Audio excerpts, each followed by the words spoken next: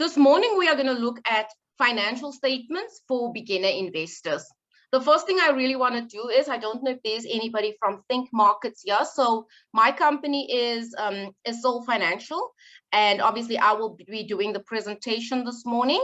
But Think Markets really made this possible. Guys, having a webinar of this size, it's not cheap, firstly, because of licenses, etc., and then also my time. So I just want to say thank you to Think Markets for doing this.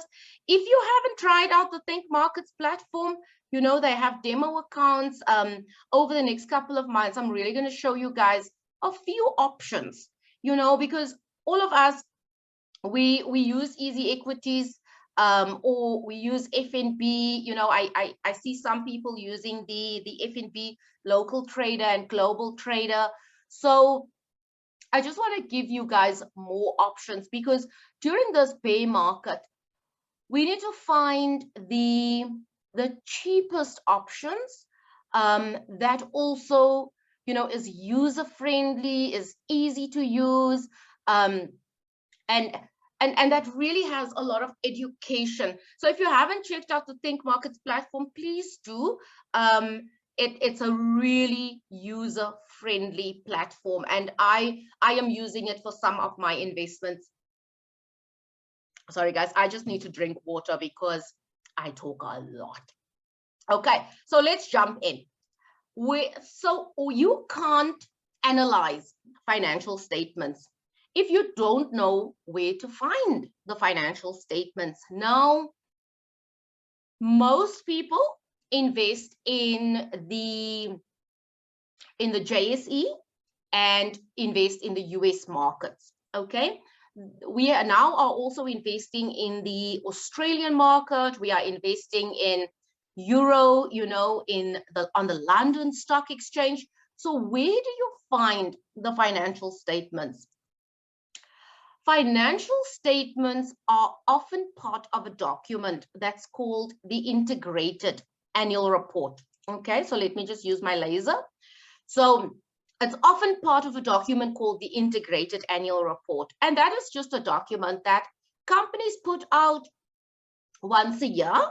And, you know, it tells the story of the company, what they have achieved in the past year, you know, and then at the back of the Integrated Annual Report, you'll find a set of annual financial statements. And that is what we are going to look at today.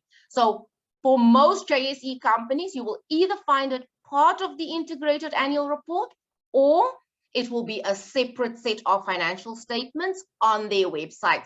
So this morning, what I'm also going to do is I'm going to jump between the presentation and showing you practically how to find these things on the internet. Because I think what a lot of people do is, you know, they teach, but they don't show you practically where to find the things. So bear with me if I jump this morning, because I want you to see where I find it.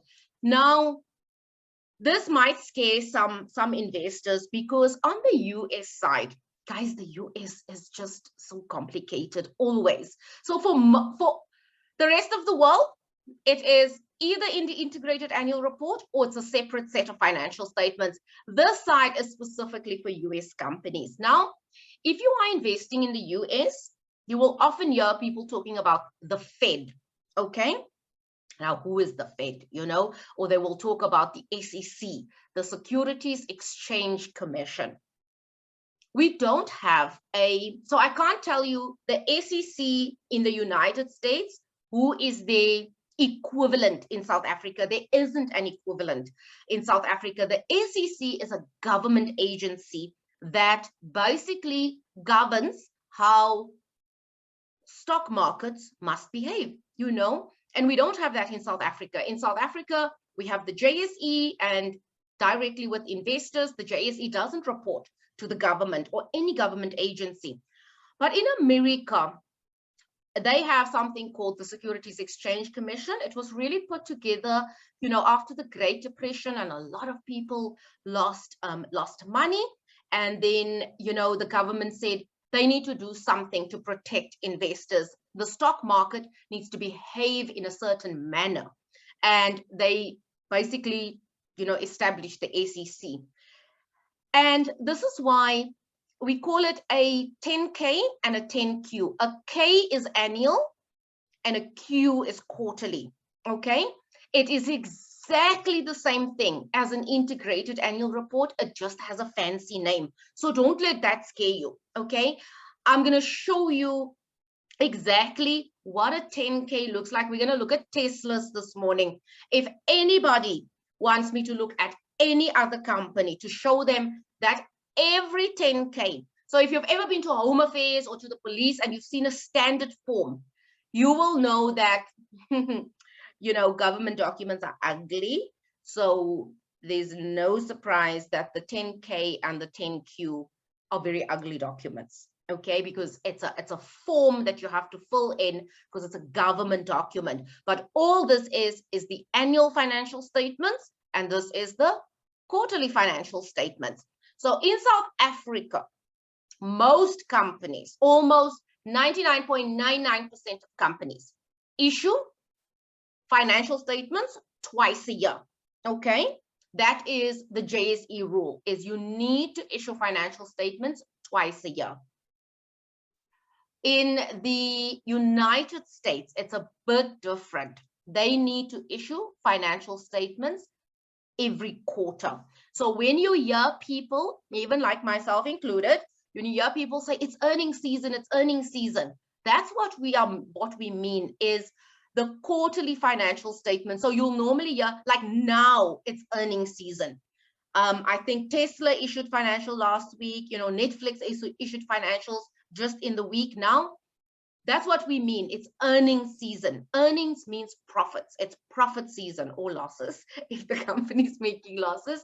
So quarterly, so March, and then a few weeks after March, and then June, a few weeks after June, then September. So in the United States, it's very, very regulated.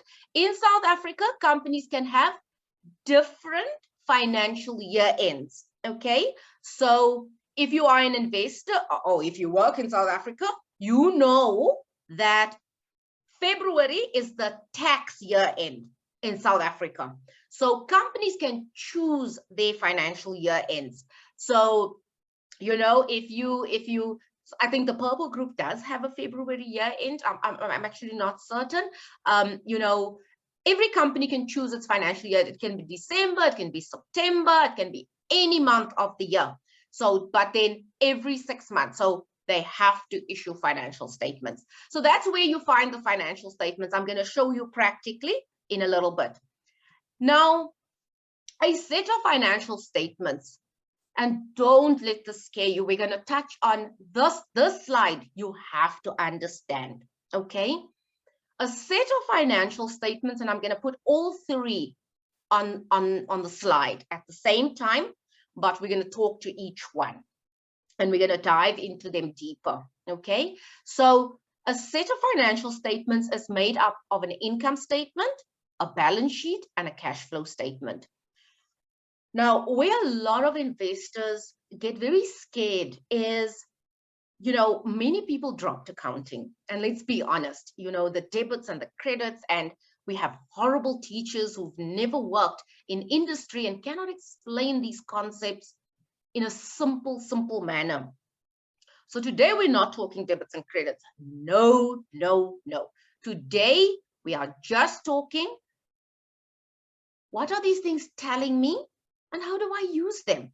How do I use them? Because that's all you need to know. I don't need you to take out a calculator. I don't need you to take out a pen and pencil. I want you today to just understand what is a set of financial statements, and as an investor, what do I need? How do I read this? What numbers? I love numbers because numbers tell a story. So a set of financial statements can sometimes be between 80 pages right up to 150, 160. But if I tell you, you probably need 10 numbers out of that entire big set. You maybe need 10 numbers, okay? And today we're going to focus on those 10 numbers. You're never going to need a calculator. You're never going to need to know what is a debit or a credit. All you need to know is, what are these numbers telling me? If I put together what I find on the income statement, the balance sheet, and the cash flow, what's the story here? What is this thing trying to tell me? And is it a good investment or is it not a good investment? Okay, so let's look at the income statement. An income statement, can you see, guys? 3, 3, 3. That's 9. Okay, so it's very basic. An income statement tells you if a company made a profit or a loss. That's it. Always, and as I talk today, always think of yourself, imagine yourself as a small business owner. So think of these companies always as your own. When you look at a set of financials, put yourself in the shoes of the company, okay? In order to know if you made a profit or a loss, if you were a small business owner, let's say you sell cakes, okay? You need to know, what was your revenue? Revenue is sales. It's exactly the same thing, okay? You need to know, what did you sell the cakes for? What did it cost you to make the cakes? And then, did you make a profit or a loss? That's all an income statement is.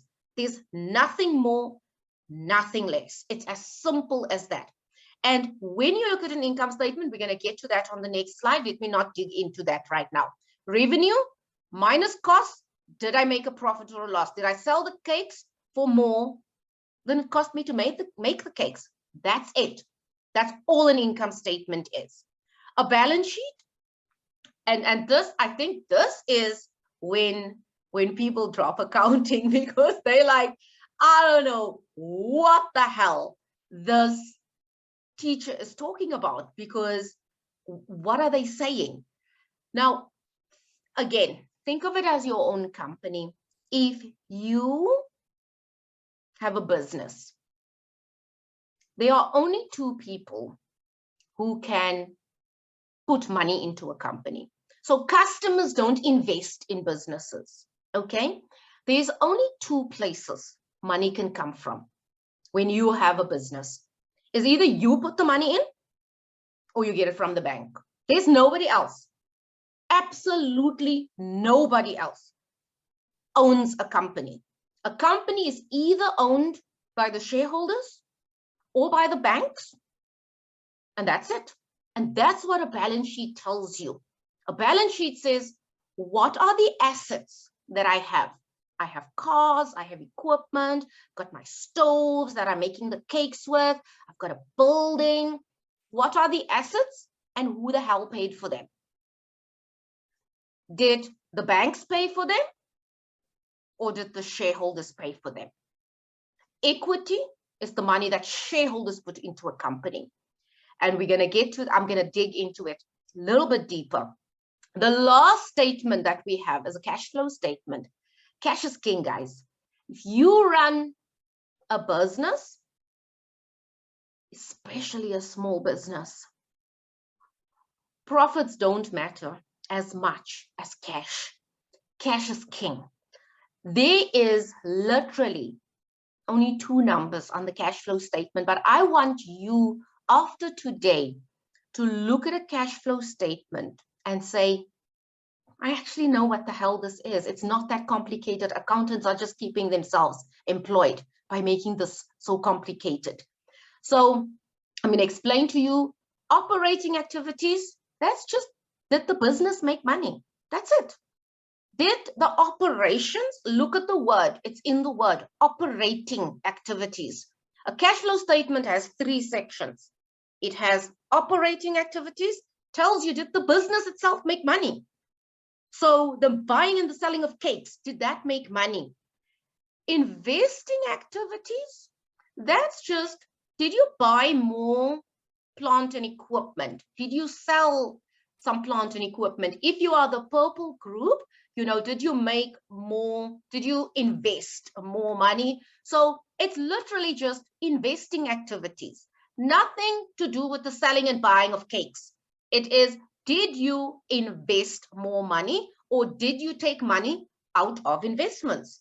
Did you sell equipment and maybe got some cash in? Okay. The last part is financing activities. Again, it's in the word. Okay. This is any transactions, and I'm going to show you a practical example so that you can see what is actually listed there. But that is any transactions that happens between the company and these guys, the guys who gave their money, the banks, and the shareholders. So if you ever want to know if a company pays dividends, you're going to find it here, because that's a transaction that happens between the company and the shareholders. If you ever want to know if a company repaid debt or made more debt, you'll find it there on the cash flow statement. I always say I do not invest in companies that use debt to pay dividends. It's dangerous. That company is not going to have a long life. It's bad management that uses debt to pay dividends, because you should never use debt. You should use profits to pay dividends. Okay, and I'm going to show you today the dividend yield. Okay, we never invest in companies that use debt to pay dividends, because what if a company has a 20% dividend yield, but they're increasing debt to pay it and they're making losses? Can you see these things tell you a story? And it's your job to find out, is this a story I'm happy with, or is this a story I'm not cool with? So I'm going to walk away from this company. Don't care if they're paying a 20% dividend. It's not sustainable. You're making losses, you're increasing debt, but you're paying me a dividend. That's irresponsible, because you're trying to fool somebody, okay? And let them fool other people. They're not going to fool responsible investors. So that is, I just wanted to show you on one slide. You need the income statement, you need the balance sheet, and you need to understand what a cash flow statement is. So let's dive a little bit deeper into them, okay? An income statement, it's very, very important to know that if you read an income statement, it is over a period of time. It's not a snapshot. Because if you made profits or losses, you made it either in 3 months, or in 6 months, or in 9 months, or in 12 months, or in 1 month, or in 7 months. You need to understand that an income statement cannot be a snapshot at a point in time, because you collect revenue over a period of time. You pay your expenses over a period of time, okay? So what a lot of people do wrong is they will compare a 6-month and a 12-month income statement. You are comparing apples to forks. It's not even apples and oranges. You're comparing apples and laptops, okay? They're not even in the same category.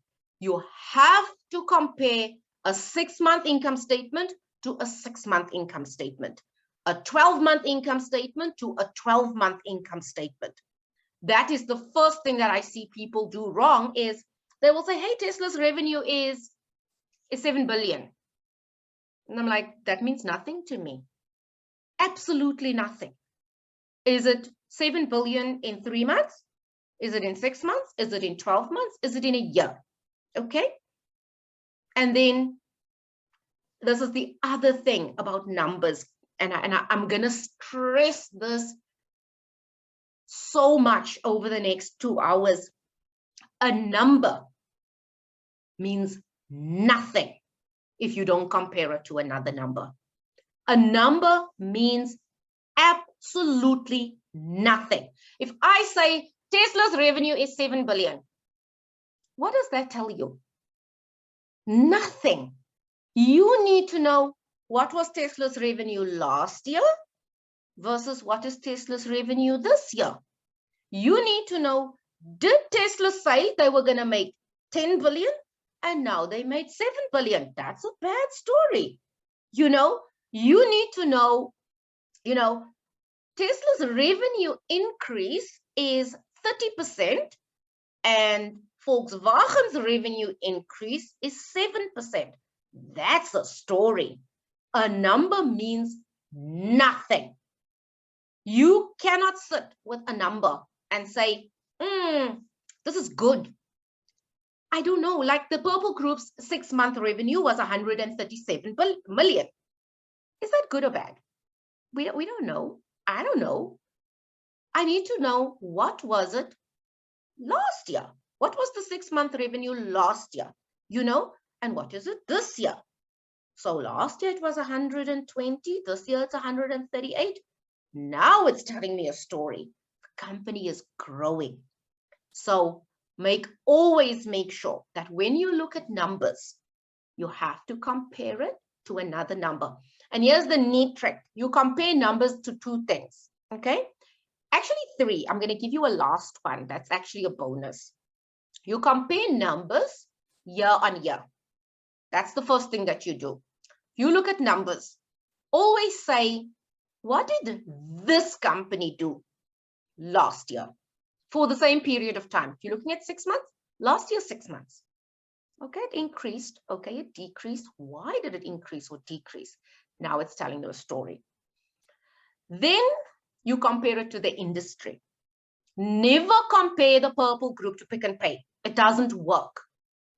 You always compare apples with apples. Okay, so if you're looking at Shoprite, if Shoprite's revenue increased by 10%, we are on revenue now, or profits, if it increased by 10%, compare it to Woolies, compare it to Pick n Pay, compare it.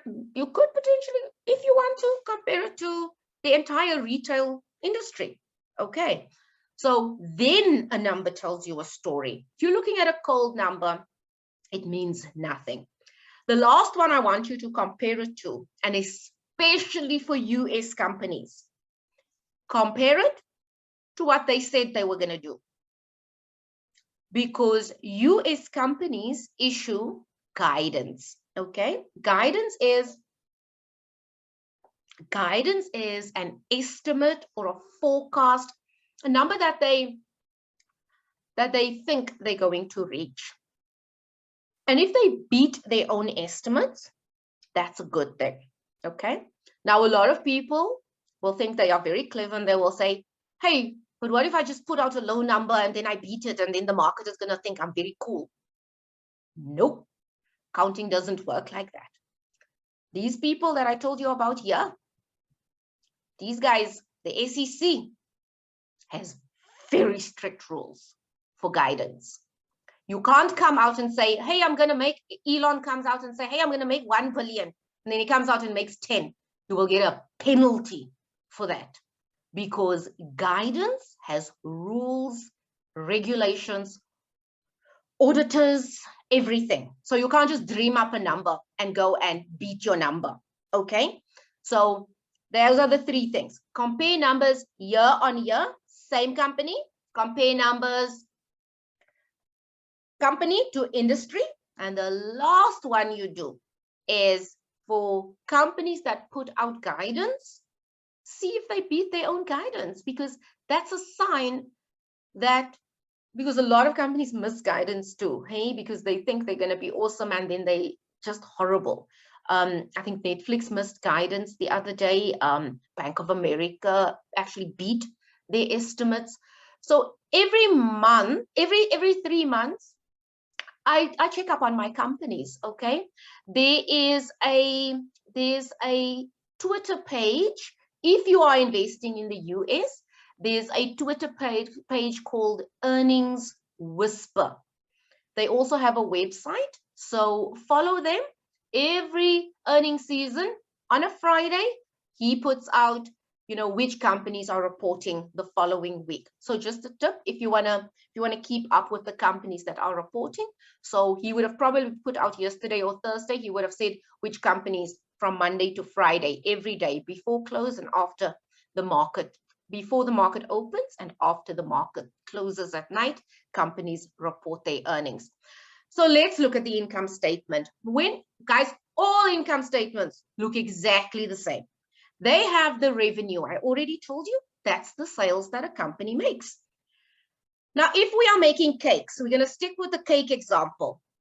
It costs us something to make cakes, okay? And when you're looking at, I always say, when you look at gross, think of your pay slip. You have a gross salary and a net salary, okay? This is the gross. I always say it's gross because they're lying to us. They haven't deducted the tax yet. It's grossly overstated, okay? That's your gross salary. So all you want to see with the gross profit is making cakes profitable, is making electric cars profitable. You want to see, is the product in itself, making iPhones, is it profitable? The product in itself, that's all it is. And look at the word cost of sales. So I'm making sales. What does it cost me to make that sale? So if you are making cakes, only the flour and the baking powder and the sugar and the icing and everything that goes into making the cake. So not paying yourself yet, not paying SARS, not paying anything else. It is the product, because you don't want to sell an unprofitable product. Because if your gross profit is already negative, what are you doing? You haven't even paid yourself. You haven't even paid the receiver of revenue. You haven't even done any marketing. You haven't even done any research. You've done nothing. So we want to invest in companies that have high gross profit margins. Now, let me show you a neat trick. Whenever somebody says margin, then the non-accountants go like, what the hell are these accountants talking about? Anything on an income statement, and it's only for an income statement. When people use the word margin, they have taken any number on an income statement and they've divided it by revenue. That's all margin is. When somebody says the gross profit margin, they've taken the gross profit and divided it by the revenue. Because when something is in a percentage form, it's easier to compare. So if Tesla is making electric cars at a GP margin of, let's say 40%, which means Elon is selling it for 100, the cost is 60, his gross profit is 40. So they've taken the 40 and divided it by the revenue of 100. That's all margin is. When somebody says the net profit margin, all they've done is, after all the expenses has now been deducted, things like marketing and salaries and admin and rent and research and everything, they have divided it by the revenue. Even if they say the tax margin, they've taken the tax number and divided it by the revenue. That's all you do. Because if Tesla is making electric cars at a 40% GP margin and NIO is doing electric cars at a 90% GP margin, who do you think is going to be profitable at the bottom, the most profitable? And this is how you look at it, okay? If Tesla is making it at a 40% GP margin, NIO is doing it at a 90% GP margin. Always listen, I'm not comparing Tesla to Walmart and to Starbucks. Comparing Tesla, who has factories in China, to NIO, who has factories in China. I'm comparing apples with apples, okay? So think about it this way. If one is doing it at 40% and one is doing it at 90%, both companies probably have similar salaries for engineers, for managers. Their buildings and factories probably cost more or less the same per square meter. Their research, they're using more or less the same, types of research to research, the chip makers or whatever they're doing. They're probably paying similar amounts of tax compared to revenue. Who's going to be profitable? The one with the higher GP margin is going to be profitable. So people often ask me, so why can't I just look at the bottom line? and there's a big reason you can't do that, is firstly, you have to know if your company is selling or making a profitable product. The second thing is Tesla's profitable, NIO is not. Does that mean you're not going to invest in NIO? If you've done all, and the thing is, guys, in 2 weeks, no, not in 2 weeks, in 3 weeks time, I'm just showing you guys now how to read financial statements, okay? The next webinar is going to be how the hell does Sol research companies? Okay, we're going to look at the moat of the company, the valuation of the company, looking at the share price, dividends, etc. So the next webinar is going to be how to actually now research. And then when we do research, financials is a part of research. Then you're already going to know how to read financial statements. So that's the thing is, and then we are going to talk about, I'm mentioning this because we're going to talk about growth stocks and companies that are unprofitable.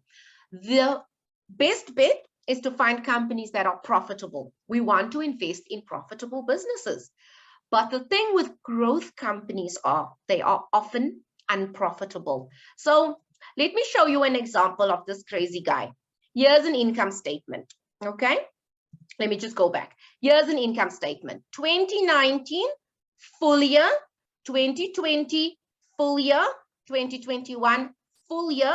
Tesla has a 31 December year end. Okay, so this is a full year income statement. Now we see revenues. Okay, we see the cost. Let me do that. There's revenues. Total revenues. Elon has just broken it up for us into the car sales, blah, blah, blah, blah, blah. But total revenues are up. It was 24 billion, 31 billion, 53 billion. Now it's telling us a story. This company is growing. This company is growing exponentially, okay?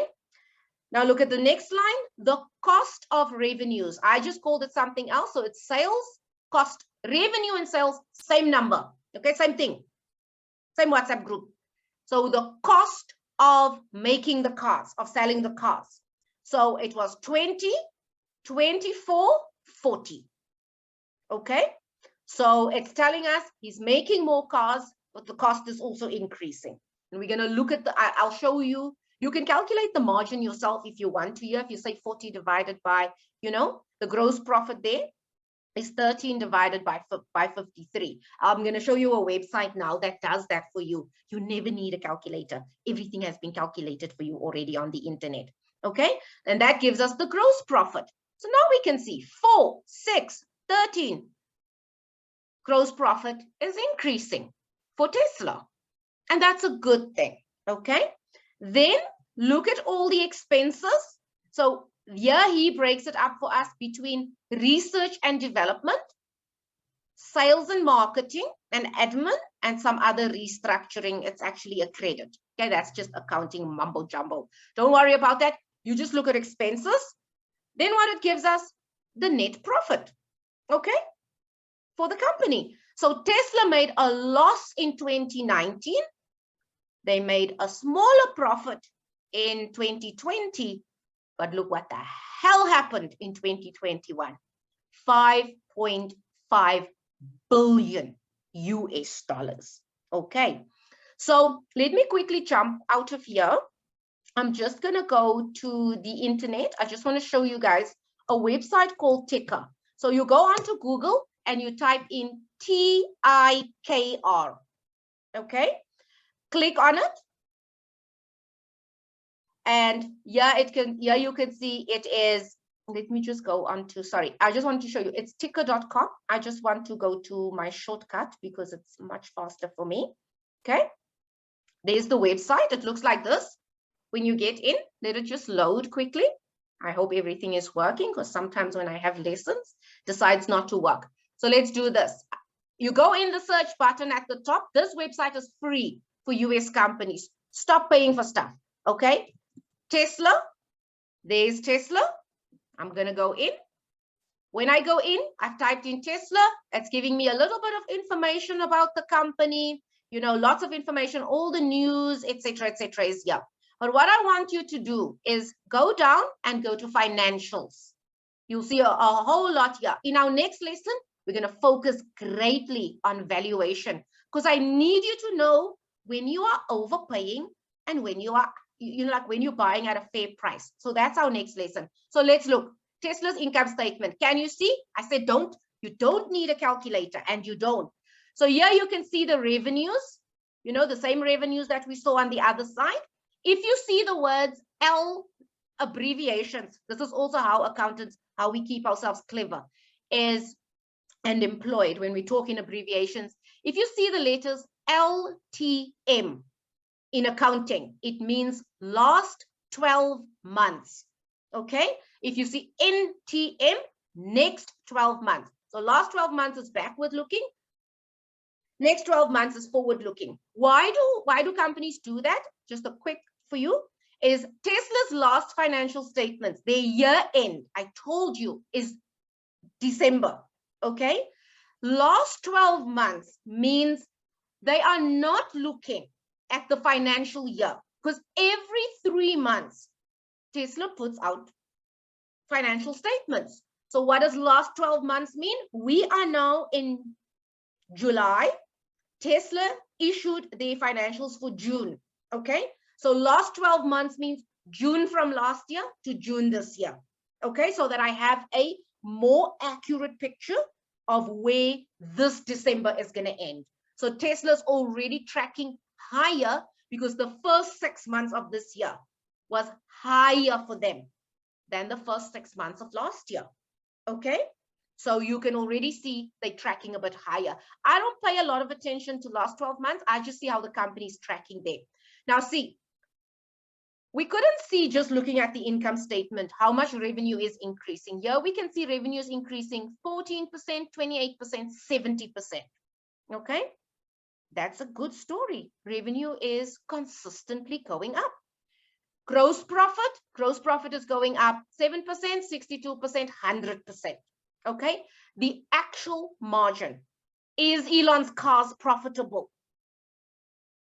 It's profitable. 18%, 16%, 21%, 25%. So the making the cars in themselves is profitable. Okay. Now, if you want to know, is another car maker this profitable? You do exactly what I did when I started. Go and type in another name here. Okay. I'm not going to do that now. I'll do it at the end so that we can quickly just tell the story. Then we're going to say, what is, so now you can see the expenses. There's all the expenses that we saw on the other side. Okay. Then we have, is the company profitable? There it tells us the operating margin. Now you're not going to get scared at margining anymore, because margin is, so anything that you click on ticker, it gives you a graph at the top. If you want it as a line or if you want it as a column, then you can see anything that you click on. Let's say you're a person that likes visual representation, click on anything in the income statement and a chart will come up at the top. Okay, so here we can see company is very profitable. I mean, it swung from a loss to a profit. And yeah, anything that you see is red is an expense. Anything that is black is income. Okay, we said an income statement is just what you get in black, what you pay out.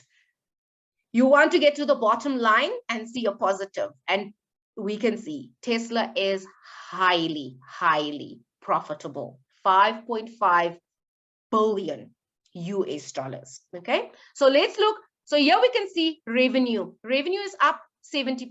Let's see what NIO did. Let's just see, because some people really love this stock because it's a bit younger, and we're going to talk about growth companies. So here we can see revenues for NIO. Tesla was up 70%. NIO's up 122%. Okay, and that's why we look at, I just want to see if somebody's asking. No, if you, Renee, if you want ticker for South African companies, you have to pay the subscription. So you can go in here and type in, give me a South African company, PPE. Sorry, guys, just bear with me, okay?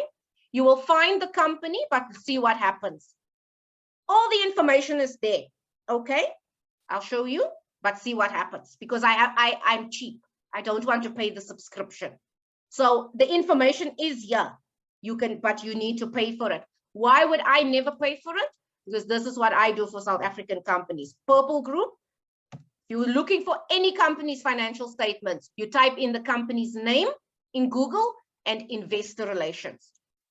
Obviously, Ticker has a lot more information, but I don't want to pay for it because I'm cheap. Okay, I think it's 40 or I don't know, $70. I'm not sure, but I don't want to pay for it. I will rather come here and say, hey, Charles gave it to me for free. Here you can see integrated report. So that is the full year result. I made a mistake earlier. Purple Group actually has a August year end. Half year is February. Okay, so you can either go to the integrated report, but I normally go to the latest financial statements. I always look at the full financial statements. So there we go. So for the Purple Group, and this was what I was talking about earlier. So revenue, can you see? Unaudited 6 months, 6 months. So I cannot compare this 12 months to that 6 months. They're giving it to me for information. But what am I going to do is I can see revenue. Let me just make it a bit bigger because I don't like small things.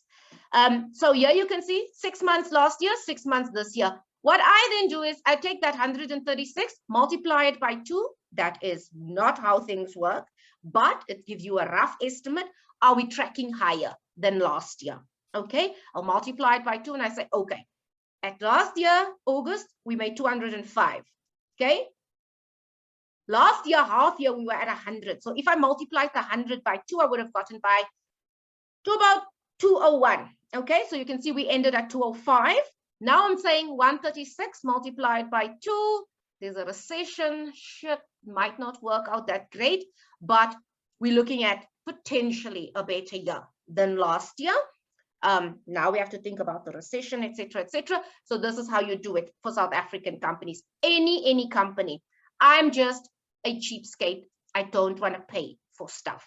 Okay. If you want to pay for it, I think you can just go onto the website and pay for it if you want to. But there's a lot more information in here, and we are going to focus on valuation. We are going to look at estimates in our next lesson. The news is there, everything. So for US companies, Ticker is pretty neat. Okay. Let's quickly go back.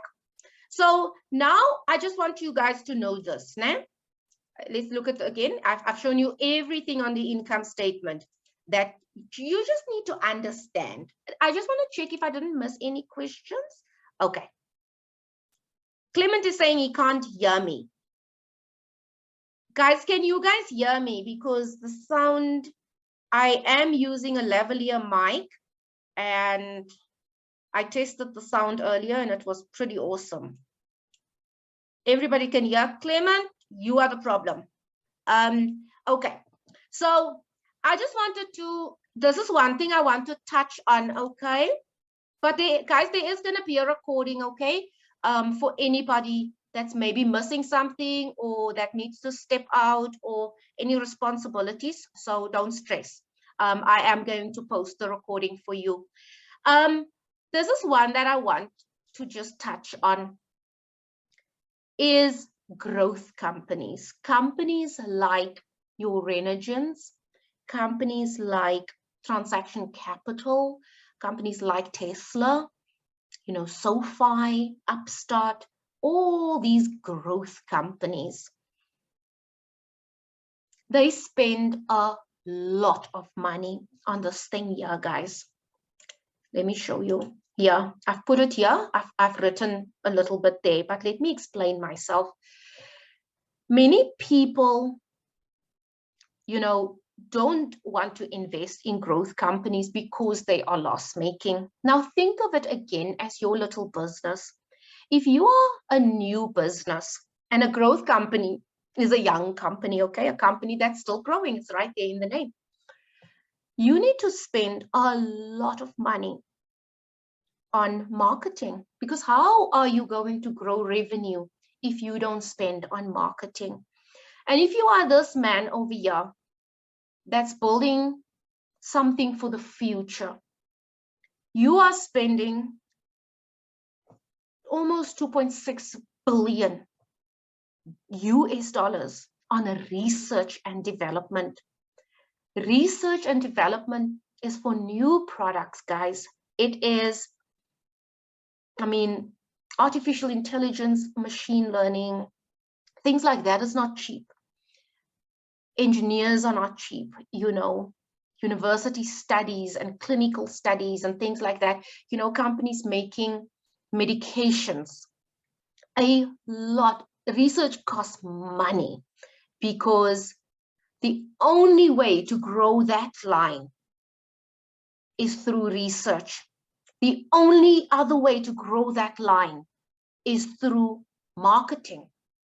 But do you think, just think about it, do you think Elon is going to spend 2.6 billion on research? Okay, Elon is crazy, okay, but a normal company. It's not into perpetuity. And this is what I'm saying here. This won't be forever. Do you think he's going to spend 4 billion on marketing when Tesla is a household name? Do you think NIO is going to spend it when NIO is a verb? Airbnb, can you imagine how much money Airbnb spent on, or Uber spent on marketing 10 years ago versus today? Today, Uber is a verb. People will take a Bolt, but they say, I'm going to Uber. It's a verb. Airbnb is a verb. People are like, I'm going to Airbnb. You know exactly what they mean. Doesn't mean they are going to stay in an Airbnb. They're potentially staying in a, you know, in a little guest house. So when you are investing in fast growing companies, watch this line. These two lines I want you to watch, and companies disclose it. It's not a secret, okay? So the numbers are there. So that's just how I want you to look at an income statement. Revenues minus costs gives us the profit or loss. Want you to, if you are a growth stock investor, focus on the R&D and the selling, because you can't invest in a, you know, like people who invested in Tesla, let's say 2018, 2019, when Tesla was $10, $20 a share. Trust me, we didn't feel good about it, né? We were like, yes, I'm investing in a loss-making business, but I trust Elon, the moat is strong, you know, and currently most of us are up 300%, 400%, 500% on our Teslas that we bought that time, okay? Not the ones we bought last year where we are now down. So the thing is, if you see a company spending here and the moat is strong, and I keep saying moat because that's our next lesson, I'm really going to teach you how to study the moat of a company. And if you have stocks in your portfolio right now and they're not doing so well, let's say you bought Renogen, for instance, went up to 43. Let's say you bought it at 43 and you're just like, I should dump this thing, it's 35 now. Look at what Steph is spending on research. Right now, Renogen is showing us no revenue. But do you guys know how deceiving that is? Because if you know Renogen and you've listened to Steph talk, you will know all the gas, every single cubic, whatever the stuff is called when it's gas, has been sold. The gas is not even out of the ground yet. It's been sold. Every single little drop has been sold. But do you know the accounting rules? And this is a neat trick I want to teach you. Accounting rules, we call it matching, okay? You can never recognize revenue. You could have received the money already. Accounting doesn't care if you've received the money. Accounting says if you have not delivered the product or the service, you cannot recognize the revenue, even if you have the cash, even if you have the contracts. So that is why it's important to listen to CEOs when they talk, because Steph Marani told us all the gas from phase 1 has been sold, every single drop. The gas from phase 2 is 30, 40, 50, so much of it has been sold already. Remember, we also hold the Renergen tokens. So 30% of the gas is for the token holders that we hold, the crypto tokens that we hold, the Argo, the Argy token. So that token basically means that if I want my helium, I can go to the Renergen plant and I can go get my helium. But I'm not going to do that. I'm going to sell it to people like Elon that needs it for SpaceX. Okay. So that is, an accounting principle. So you have to know these businesses inside out. I always say, I know companies that I invest in, like I work there. I think I know some of the companies better than people who work there, because I know what drives revenue. Why is revenue? So if Elon hasn't delivered a car, he can make 10 billion cars right now. If that car, and he can sell it. Remember, we can pre-order the trucks and these space vehicles these funny trucks that he's building. He can sell all those cars. We can even pay him the money. If he has not delivered the car, the revenue is not sitting here. So can you see how important it is to listen to CEOs? Because this is only what has been delivered and actually spent in the current year. Okay, so and that's that's also why I'm saying listen to the word matching, because if you have not delivered the car, okay, the cost is also not sitting here. Accounting does not want you to this year. Elon says, I'm going to make this awesome Tesla W model, for instance, né? And everybody pre-orders the car online and they pay for the car. He has not spent a damn cent to make the car. So accounting does not want you to inflate, because that means Tesla can show a 300 billion profit here because he is selling a car where there's no cost of sales. And that's the logic, is you have to match your income and expenses. Okay, so if you have not delivered, you cannot recognize the revenue. So I'm giving you guys some tips there. Now let's look at the balance sheet. Balance sheet is at a point in time. I need you to understand this, is a balance sheet is a snapshot of a company's assets, liabilities, and what it owes the shareholders. Okay, and I always say this little equation here is the reason that many of my friends left accounting. When people say assets is equal to liabilities plus equity, I'm like, what the hell are you talking about? That's what I said earlier, is if you have assets, you either bought it with the bank's money or you bought it with the shareholders' money. That's all it is. Equity is the money that the shareholders put in. Liabilities is the money that the banks put in. It's who you owe money to. If the banks put in 50 and the shareholders put in 50, and there's only 90 in assets, what the hell did you do with the other 10? What? Where's the other 10? A balance sheet must balance.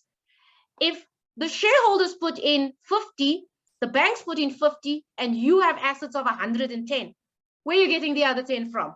From who? Who put in the money? Because there's no other people to put money into a company. Because if customers buy something, they take something out. So they don't invest in companies. Only banks invest in companies and shareholders. Those are the only two people. So a balance sheet must balance. Otherwise, either somebody stole or somebody made up assets that doesn't exist. Okay? So don't be stressed about, current and non-current. All it means is and my daughter asked me the other day the definition of an asset, and because she's doing accounting for the first time this year. An asset is something that is going to bring in benefits. That's it. Something that's going to benefit you in the future. That's all an asset is. And she was like, why didn't my teacher say this? Why didn't she just say it like that? Because that's all it is. It's something that's going to bring you a benefit in the future. So if an asset is current, short term, ST is short term, LT is long term. Okay. If an asset is short term, means I'm going to benefit from it in the next 12 months. Cash, I'm probably going to benefit from it in the next 12 months. Shares, I'm probably going to benefit from it in the long term. Okay, so it's current and non-current. It's the same thing as a liability. Something that I'm going to have to pay in the future is, if it's short term, I'm going to have to pay it in the next 12 months. If it's long term, I'm going to have to pay it after the next 12 months. So if you have a loan from the bank, let's say the bank gave the company a loan, and let's say the loan is $1 million. In the next 12 months, you're going to pay 100K, and then the rest of the 900K, you're going to pay it over 20 years. Let's say it's a bond. So the 100K is short term, and the 900K is long term. That's all it means. It's either you're going to benefit from it in 12 months, or after 12 months, you're going to pay it in the next 12 months or after 12 months. That's all it is. Shareholders' money is neither short term nor long term. Shareholders' money is equity. Okay. When we invest in companies, our money is sitting in this line in any company's balance sheet. Is if we put money into a company, it goes into equity. Okay. Yes, initial capital invested is equity. Any capital that's invested into a company is equity. Okay, I'm just trying to answer the questions. Okay.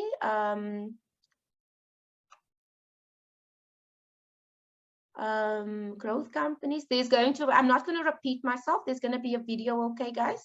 For growth companies, there's a time frame where you can. No, that is, Josh, that's asking me how long is a piece of string, because I need to understand the companies that I'm investing into. Renogen, I'm expecting to turn a profit next year. Okay.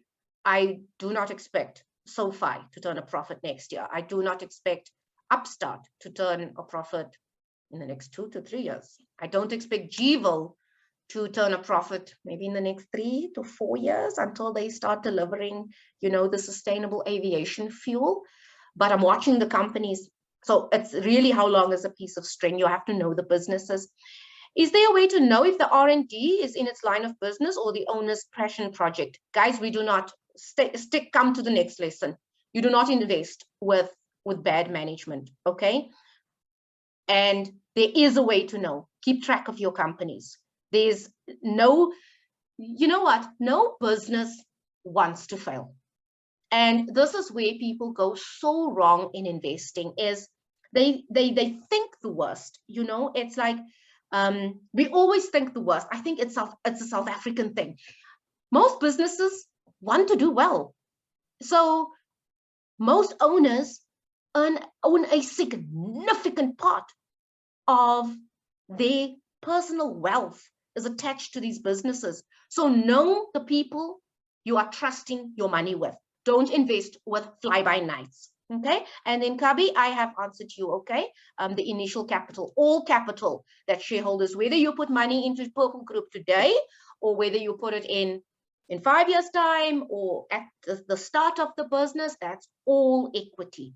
Any money that belongs to the owners of the company. So here's a neat trick that I want you to know. The owner's money in a company is all the money that we put in to the company, plus any, we call it retained earnings. Now listen to the word again. Retained means I kept it back. Okay. Retained. So if a company makes, let's go back here.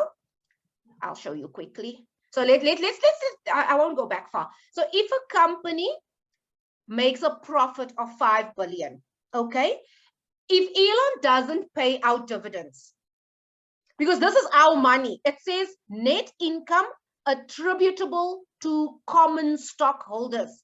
It means this is the shareholders' money, but it's sitting in the income statement. Where does this money go to if he doesn't pay it to us as a dividend? Boom, it sits here. Retained earnings. It means Elon held it back in the company. He didn't pay it out as a dividend. Okay, so let's quickly look at the balance sheet. You'll see it now. So here's the balance sheet of Tesla. Lots of numbers. Guys, you don't need all these numbers, né? Please do not look at a balance sheet and say, I can't do this. You do not. I showed you on the income statement. You need gross profit and net profit and you're done. And the growth in revenue. That's it. Okay. Now let's look. There's the assets. Current. Non-current. They just didn't give us a total for non-current. Okay. A little subtotal key there. Okay. So current assets. Cash. You see cash is there. Short-term securities. Anything short-term. Okay. Accounts receivable. That's just debtors. That means Elon sold cars and people haven't paid yet, but they are going to have to pay in the next 12 months. Okay. Then we have long-term assets that he's going to benefit from. So obviously the plant, you're not going to eat a plant up in 12 months. A plant is always going to be long-term. You're not going to use it up in the next 12 months. So that is going to be long-term. Then we look at current liabilities, which means this needs to be paid in the next 12 months. Creditors, accounts payable, means he bought let's say he bought stuff, né? And he needs to pay in the next 12 months. He bought it on, he maybe has 60-day or 90 days or 120-day credit terms. Then we look at long-term liabilities. That's where you're going to find the debt, guys. And in our next lesson, so guys, these things are going to come together. I promise you. If you're going to listen to the 2 videos that I'm going to do together, the 2 webinars, these things are going to make sense. I promise. I just need you to be able to read the F's today. And there's the shareholders' equity. Okay, so now you can see Elon has actually done it very nicely here. There's the shareholders' equity. Can you see it's 1 million over there? Okay, then they say additional capital paid in. So most companies will have this as 1 number. It's actually nice that it's 2 numbers, but it doesn't matter. I just look at the total. But I just wanted to show you this number here, retained earnings. Okay, this is all the profits and losses, because dude doesn't pay dividends yet. He's building, and I don't want a dividend from Tesla because I trust Elon to do more with that dividend money to increase the share price. Okay, I don't want dividends from Tesla. I need him to increase the share price because he can do better with that 10% or 5% or 3% that he was going to give me than I can do. Because can you see last year, it was a deficit. It was actually a negative. But because the 5 billion has not been paid out to shareholders, it's now actually a positive. Okay.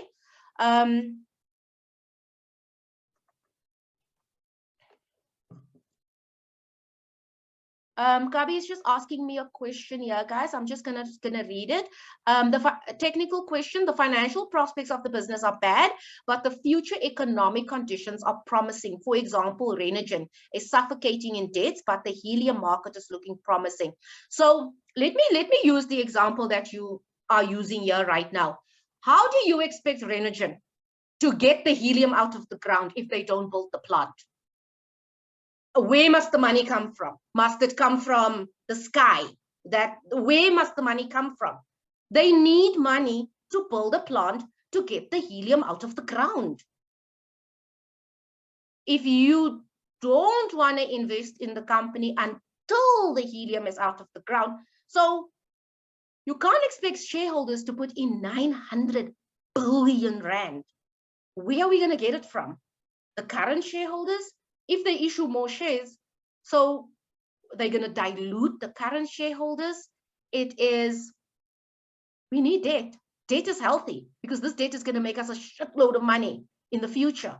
So you need to look at what is the company doing with the debt, because we cannot get the helium out. So you have to look at the business together with the financial statements. Like if I look at Tesla's balance sheet, Tesla has 5 billion in debt. But now I'm looking at last year versus this year. What am I going to find on the cash flow statement? Because clearly we had 10 billion in debt last year. We now have 5 billion. What are we going to find on the cash flow statement? Elon repaid debt. He repaid some debt. But was I not going to invest in Tesla at 10 billion debt and making losses? Hells to the no, because I understand the moat of the company. I understand what is going to increase revenue. And only if you understand what's going to increase revenue can you invest in a business. So I have this thing, and I'm going to say it in the next lesson. You can wake me up at 2 o'clock in the morning and run me through my entire portfolio and say, so where's the growth going to come from? Tesla, NIO, SoFi, Upstart, Renergen, Purple Group. At 2 o'clock in the morning, wake me up and ask me, where's the growth going to come from? And I can tell you for each and every stock that I own, what needs to happen for revenue to explode. Because I know the business better than the people who work there. So that is just on the balance sheet. The next thing that we quickly gonna look at, so that is just, I wanted to highlight these 3 numbers. We're not gonna get through everything today because it's already 10 o'clock and I talk too much, but I don't want to keep you guys the whole day. I am gonna teach you this in the next lesson too, okay? Is I only care about 3 numbers on the balance sheet. I showed you what a balance sheet looks like. 1, 2, 3, 4, 5, short-term, long-term, equity, okay? I only care about 3 numbers on the balance sheet. When I look at a balance sheet, I go, how much cash does this business have? That's the first number I care about. Then I go to how much debt does the company have? How much do they owe the banks? What is this telling me? Elon can wake up on 1 January 2022 and pay the debt. He can basically wake up and say, I have 17 billion in cash. I have 5 billion in debt. I'm done with the balance sheet. I have no business on this balance sheet 1 second longer. I'm done because my CEO can wake up and repay the debt. Finish and klar. I looked at 2 numbers and I walk away. But what if it was the other way around? What if this was 5 and that was 17? Then I have a problem because my company has more debt than cash. Then what do? Then I go to this number, equity. Then I say, who owns this business? Because I have 5 billion in cash, I have 17 billion in debt. Who owns this business? Does the shareholders own the business or does the banks own the business? That's the only question I ask myself. Who owns this company? Because if the shareholders put in 30 and the banks put in 100, I am done. I do not invest in companies that belongs to the bank. I invest in companies that belongs to the shareholders because who believes in this business more? Shareholders should believe in the company more. So people have all sorts of ratios and calculators and rubbish when they look at a balance sheet. Never me. I say cash more than the debt, I'm done. Debt more than the cash, who owns this company? Does the shareholders own it or does the banks own it? If the banks own it, because shareholders must believe. I look at it this way. If this is 30, that number can't be more than 15. I say 50% because think about this equation that I taught you guys here. Let me show you if I can just go there. I just want to show you guys. Think about this, né? If the banks put in 50 and the shareholders puts in 100. Okay, so the shareholders always double what the banks put in. Think of it as your company. If you have a company and you have assets of 150, nah? Banks put in 50, you put in 100. Always remember, if the crap hits the fan in any company, these guys, you are the owner, you are last in line.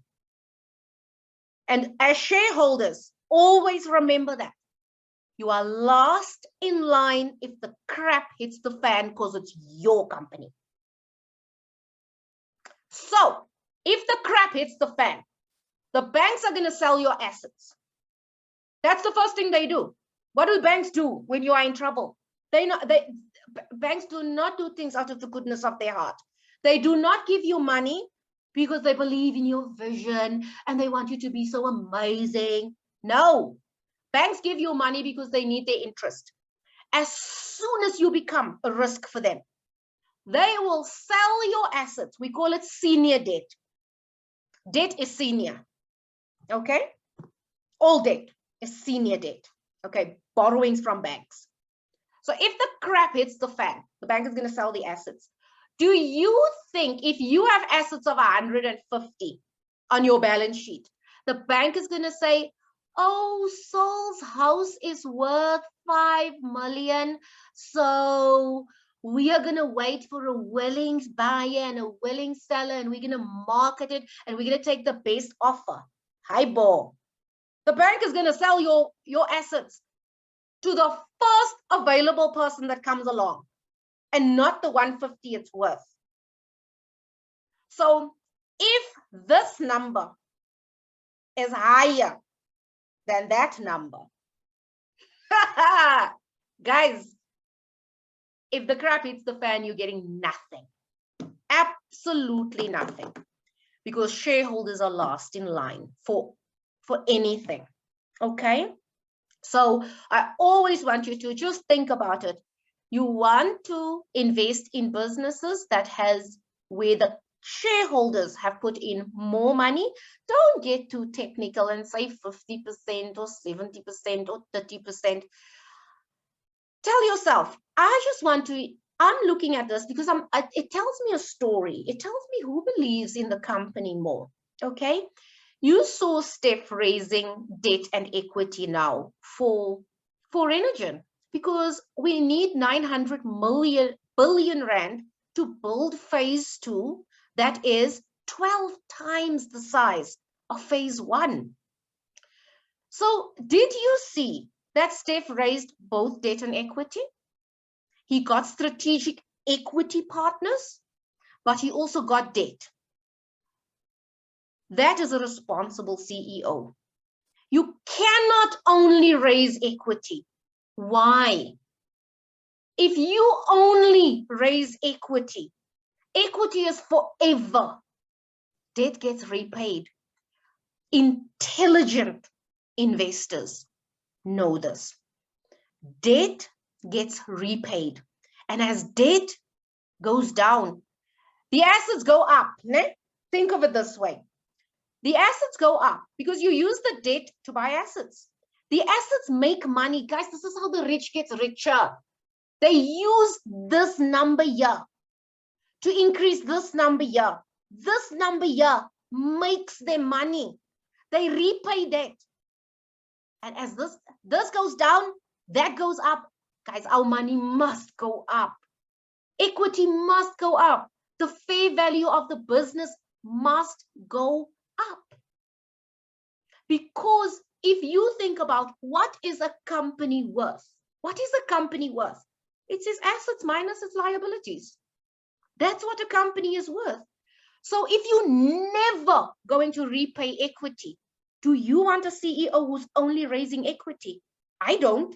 I need debt because I need Steph to raise debt so that he can buy assets, build a plant that makes us income, repay the stupid debt, and then my value goes up. That's what an intelligent investor wants. We don't want him to raise equity because he's never going to repay this, ever, ever, ever. Because how do you repay equity? You don't.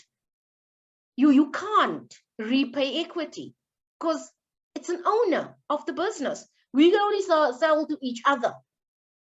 Debt is the healthiest thing if you use it responsibly. I think there's a question.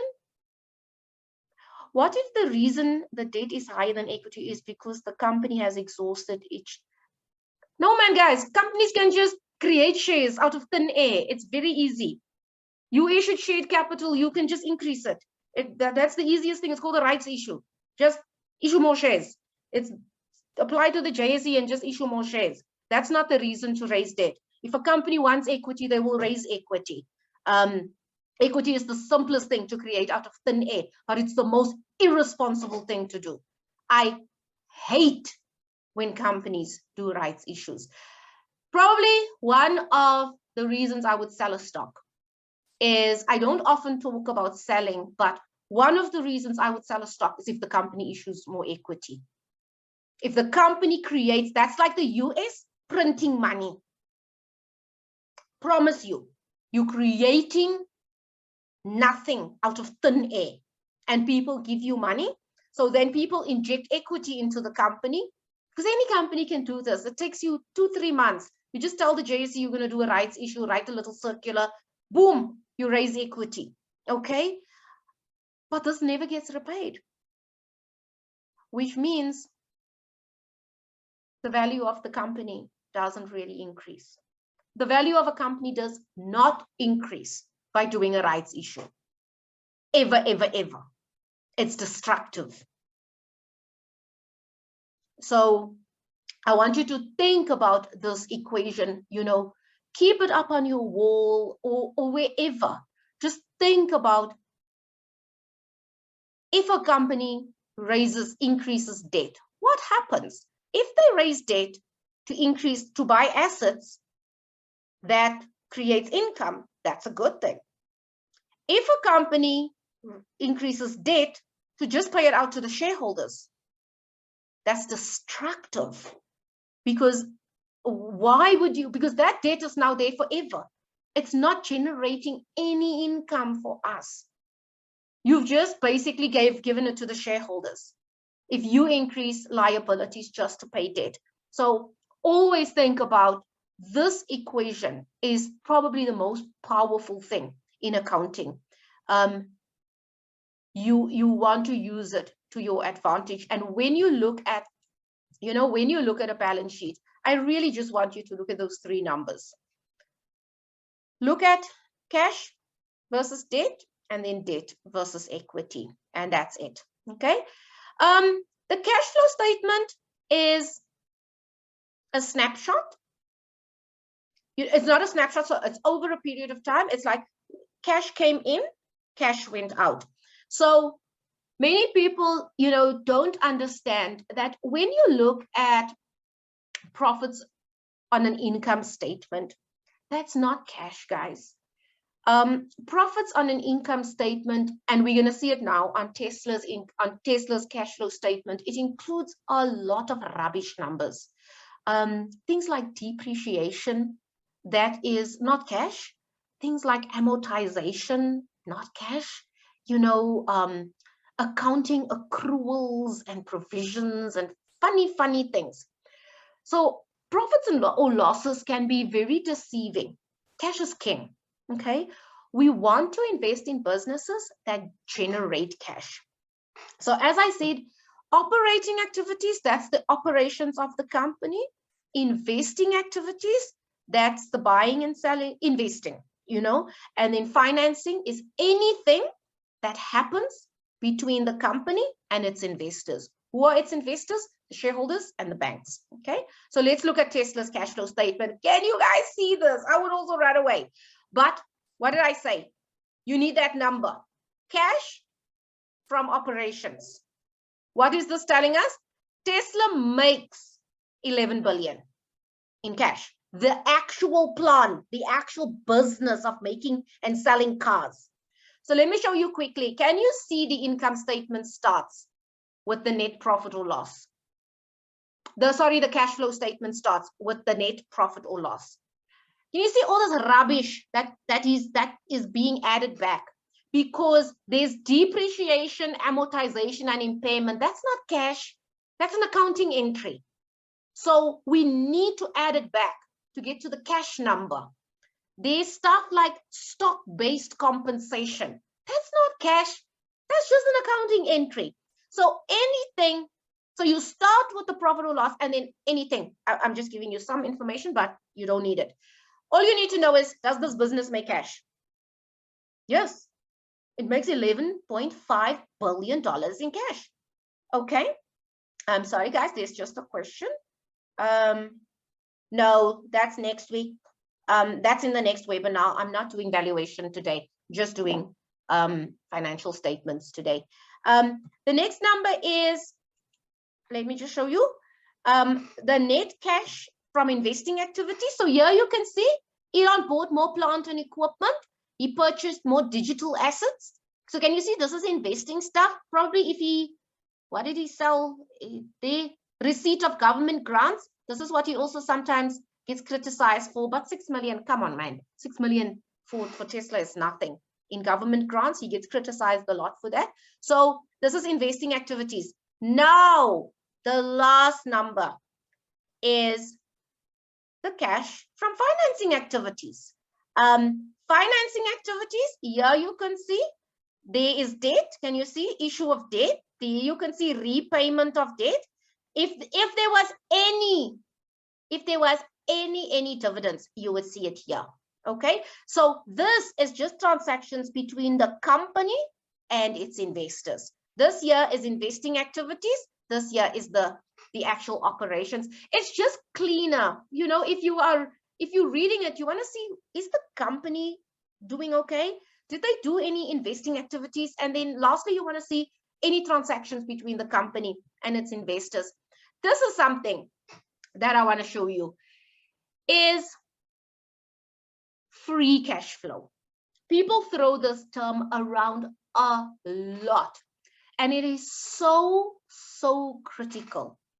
Is you always want to invest in a company that is free cash flow positive. Now, what do I mean by this? Is the company might make money, okay? The business. So let's look at this, because I want to explain the concept to you. Is the company makes 11.5 billion in cash. Now people will say, why don't I just use that number? You have to deduct any capital expenditure. Now, the definition of free cash flow is, and I'm going to tell you why you are deducting CapEx, okay? Capital expenditure is where, did I tell you, purchase of property, plant, and equipment, 6.5 billion. So Elon expanded, built more factories, etc., etc. The reason that you have to deduct CapEx is buildings, plant and equipment, anything that you use, fam, has a limited useful life. Anything, so land is the only thing that you don't depreciate, okay? Anything that you use, we all know our cars, you know, probably last 6, 7 to 10 years. It has a limited useful life. A factory, a piece of equipment, has a limited useful life. So an irresponsible CEO does not replace plant and equipment. You have to, on an annual basis, replace your plant and equipment. Because what if they don't? What if Elon just decides, I have enough factories now, I'm just going to run them, I'm never going to invest in CapEx again. Plant is going to break. Things are going to break. And when things break and they become expensive, then it means we are not going to make money anymore. So you have to reinvest in plant and equipment as it depreciates. So that's why this number, free cash flow, is very, very important. You have to deduct it. So you check if the the operations are making money, then you deduct the CapEx. If that number is positive, your business is free cash flow positive, and yay, that means, what does that now mean? That means anything that is now left, anything that is left after I have taken the 11 billion and the 6 billion and I get a positive 5 billion, that money is available to the shareholders and to the banks. Now Elon can pay debt. That's why he could pay down 5 billion in debt, because he was free cash flow positive. And that is the story that a cash flow statement tells you is, did my operations make money? Did we reinvest into CapEx? Because that's what I need you to invest in CapEx, because if you don't, things are going to break later. And my share price is gonna plummet, because how's a broken plant going to make electric vehicles? How's a broken plant going to do anything? You are just going to cost me money later. So I need you to invest in CapEx. I need the operations to make money, and anything that is left over is going to repay the debt. Now, fam, imagine just here. So here you can see, no man, I don't want the cash flow statement. I want the, I want this one. Now you can see debt went from 9 billion to 5.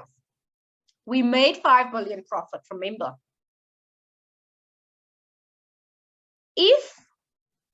So Elon is gonna, let's say he makes 5 billion again, flat. What is that telling us? If he's not building mega factories, and this is how you know, because we read the news, we understand what our CEOs are doing, nothing is a secret. That's the beautiful thing about the internet and investing. Nothing is a secret. I get, every time Elon moves, I get an email in Tesla, okay? If he repays another 5 billion in debt, because this company is free cash flow positive, then we have no debt. If we have no debt and we continue to make 5 billion, and I'm being very conservative, and we continue to make 5 billion, he's not just gonna hold on to $5 billion every single year into perpetuity, into eternity. It's either he's gonna start paying dividends, or you can see we need 5 billion for, here, I just want to go here. We need about 6 billion for CapEx a year. And CapEx is not going to be, he built 2 mega factories in the year 2021, okay? 2 factories were built. There's going to come a time where that number is going to go down. Cash is just going to keep increasing. And this is, you have to read the story, because the numbers tell the most amazing, but also the scariest stories. While I am on this, let me actually show you guys something. It's not available for most South African companies. I don't get it, but I want you to, let's one of my favorite companies is Chivo, okay? So you go in, I forget, I must put in investor relations, because I want to go straight to the investor page. So type in your company name and investor relations, okay?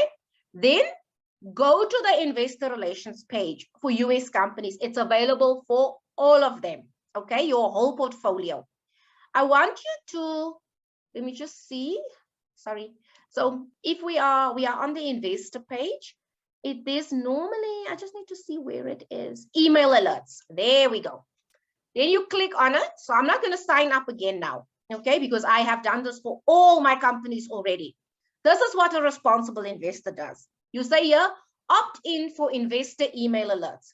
You're not going to get rubbish information. Trust me. So this is what I want you to do.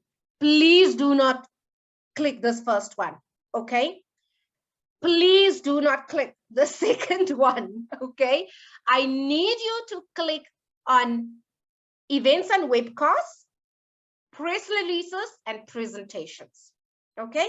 If you are nosy, you can have a weekly summary. The thing is, if you click on quote every single day, at the end of the day, they're going to send you the share price. You don't need your inbox to be that full, please. All SEC filings, please don't, because, you know, there are so many companies file with the SEC almost on a weekly basis. Don't do this. Your inbox is going to be so flooded. Okay. If you want to see all the SEC filings, just come to the company's website. All the SEC filings are in here. Events and webcasts are nice because you're going to get the quarterly webcast where CEO talks. Okay. So you're going to get that. You're going to get invitations to that. Then you can listen to it live, or the webcast will be on the website. Press releases and presentations, guys, you have to. Let me show you guys. So I'm not going to type in my email address here again, but let me show you my email.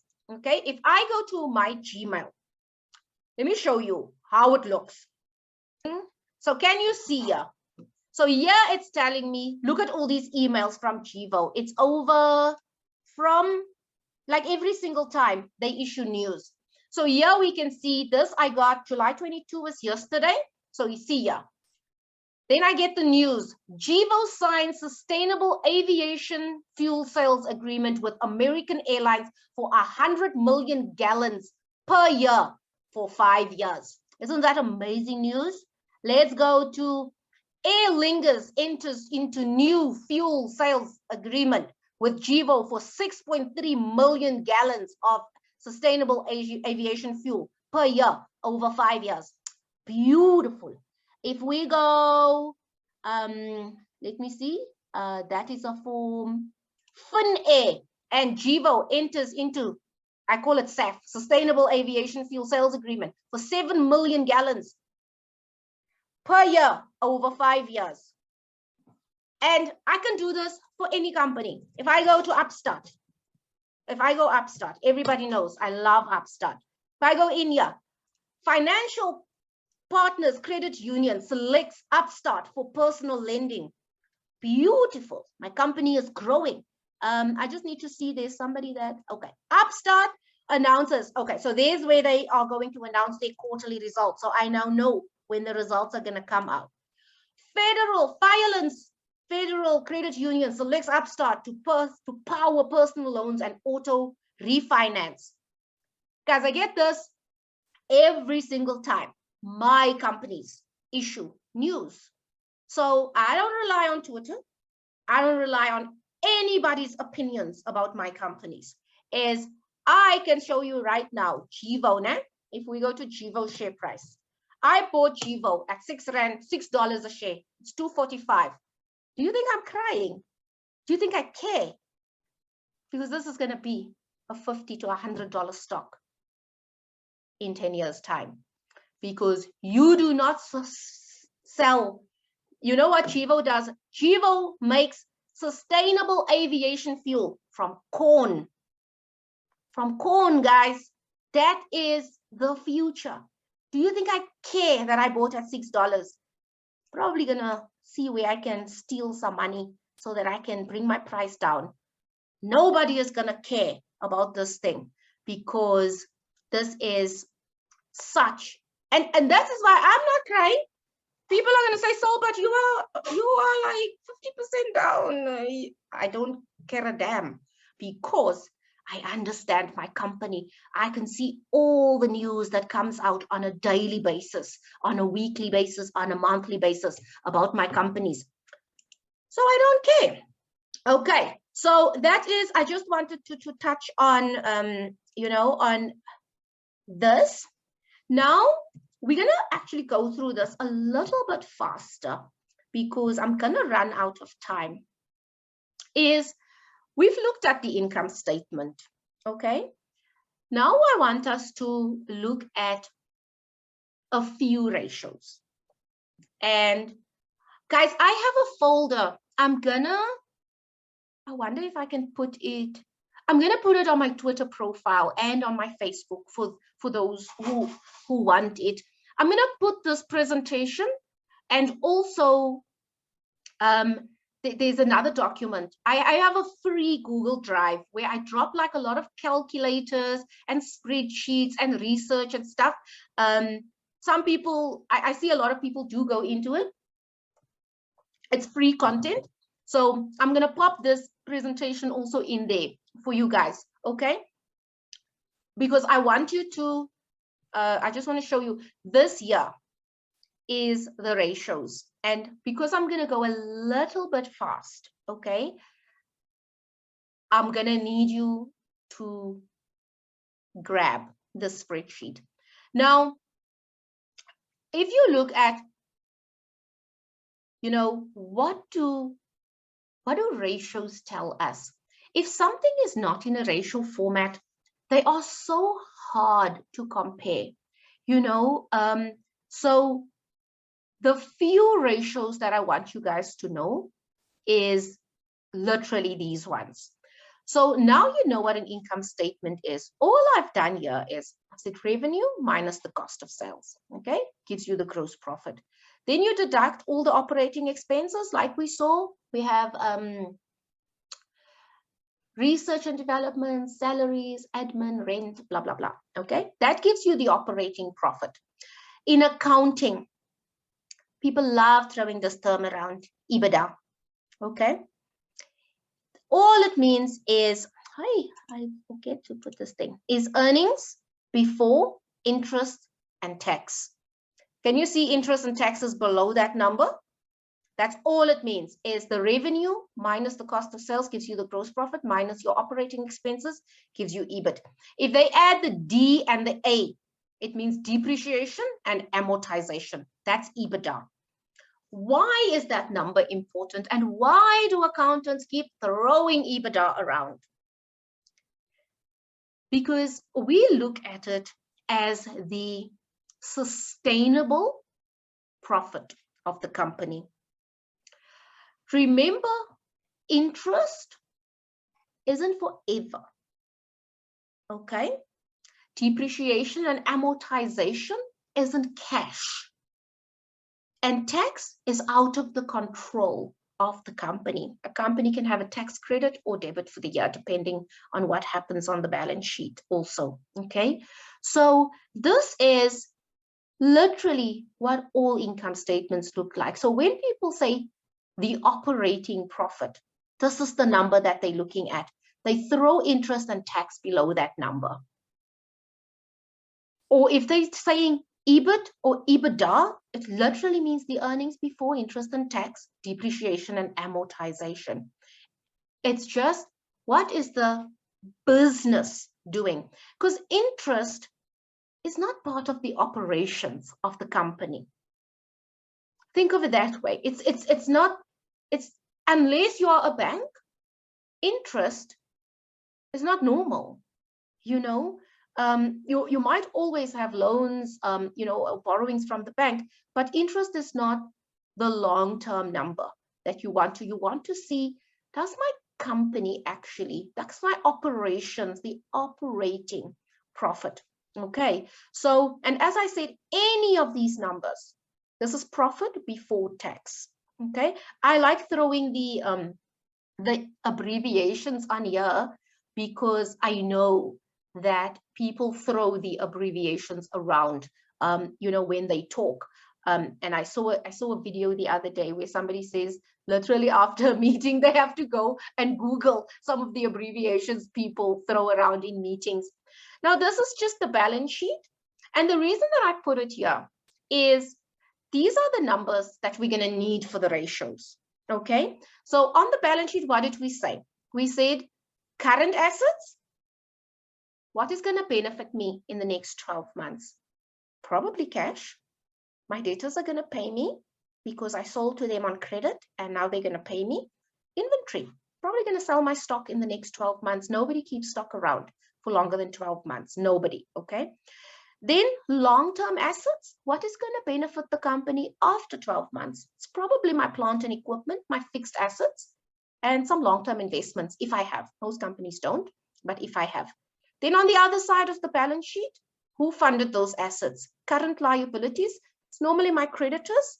And as I said, if you have a bond, probably the short-term portion of the bond, the piece that you're going to pay in the next 12 months, long-term borrowings and equity. Every balance sheet looks exactly like this, okay? Now let's look at the ratios. Now, I want you to look at it like this. We are going to talk about two ratios on the income statement, and you already know them because I've been talking about it this whole lesson. It's the gross margin. You know, it's the gross profit divided by the revenue. Net profit margin, the net profit divided by the revenue. That's it. Okay, so it's two pure income statement ratios. That's all you need. You need nothing else on the income statement. Okay, then it's three balance sheet ratios. You don't need anything but the balance sheet for these ratios. Okay, then there are two combination ratios. Okay, where you need the income a number from the income statement and a number from the balance sheet. And then there are three additional ratios. And why do I call them additional? And I'm really not going to focus on them today. They are for the next lesson because they're part of research. These are your valuation tools. Okay, but I just needed you to see they are additional because they somehow need a number. One of their numbers comes from something that's not on the income statement and balance sheet. So earnings per share, you know the number of shares is nowhere on the balance sheet or income statement. It says earnings per share. Nowhere on that income statement or balance sheet did I ever tell you there's a number of shares. Everything there was rands and cents, okay?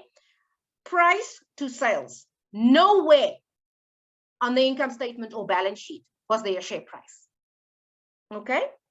So that's why I call them additional ratios. So I'm not even going to touch on this. I told you how profitable the gross profit margin is, how profitable is the product itself. So we take the gross profit divided by the revenue. Net profit margin, how profitable is the company now? After you've deducted everything, net profit divided by the revenue. If you want to know the operating margin for some reason, you take the operating profit divided by the revenue. Okay? That's the pure income statement. That's all you need from the income statement, guys. And then you will be able to see Shoprite's profitability versus Pick n Pay's. You'll be able to see Tesla versus NIO. You'll be able to see Walmart versus, Home Depot.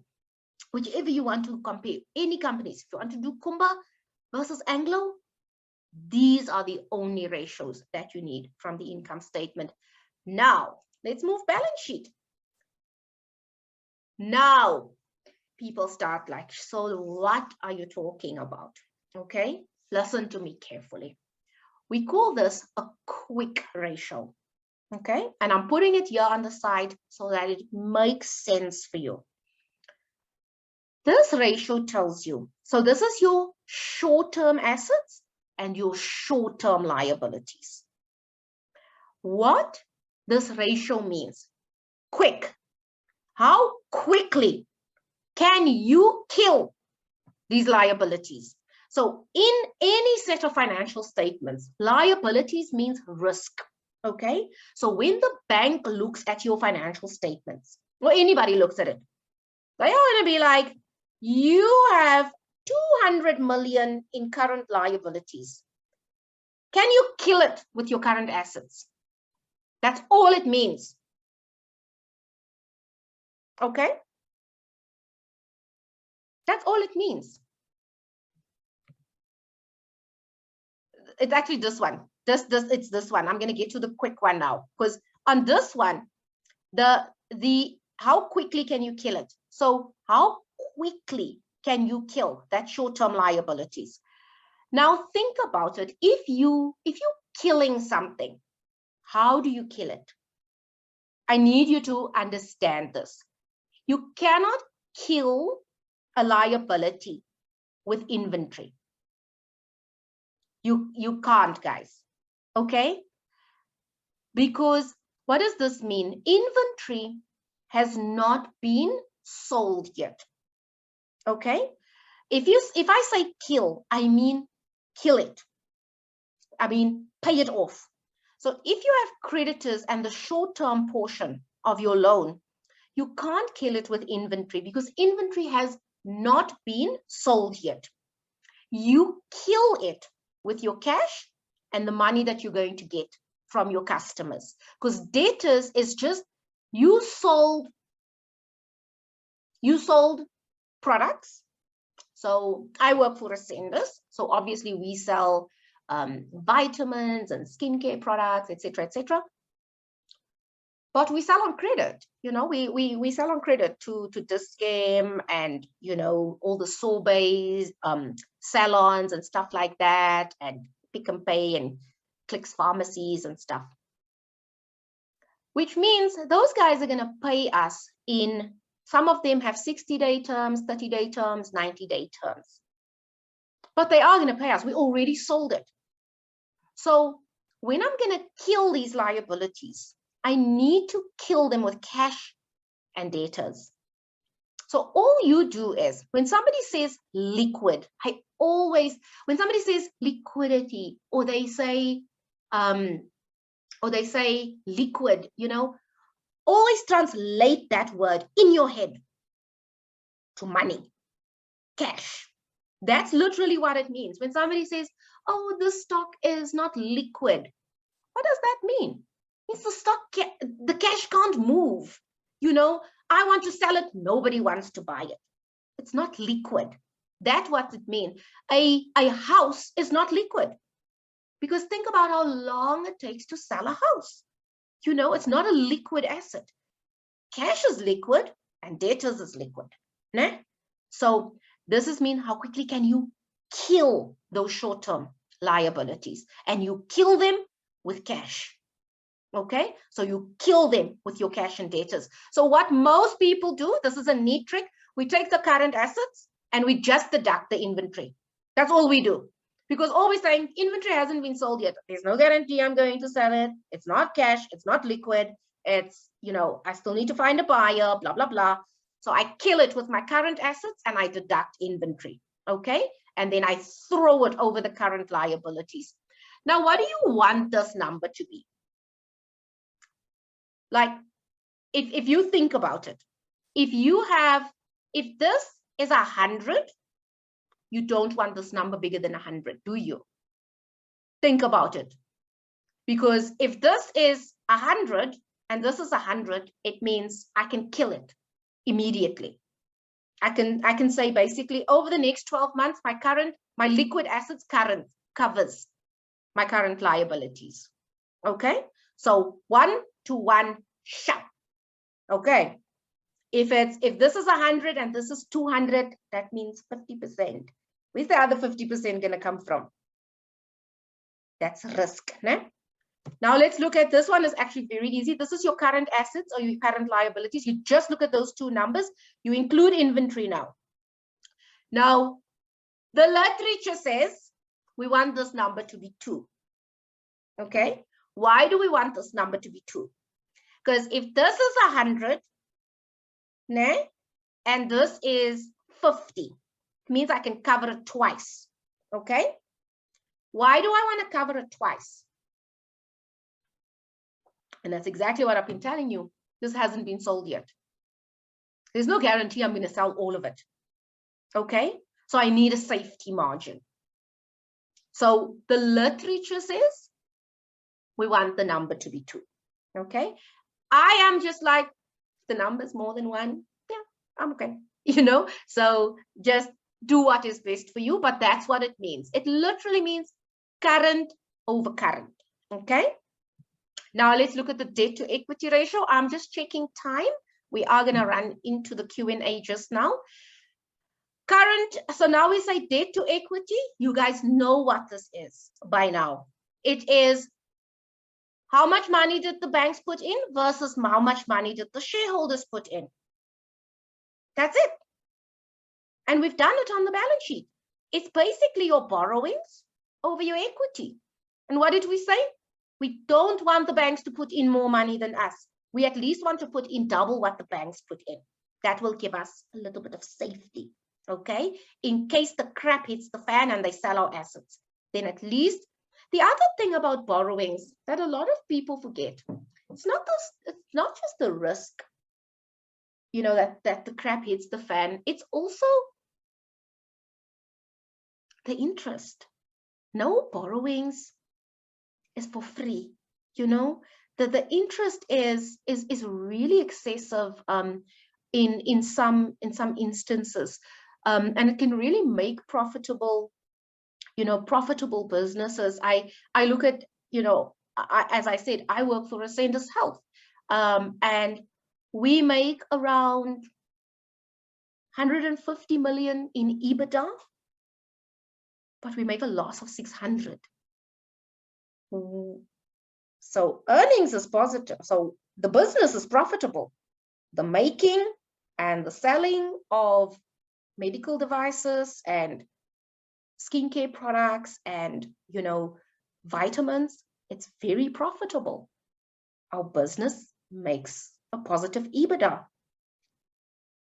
But that the interest just under that number is like 500 million.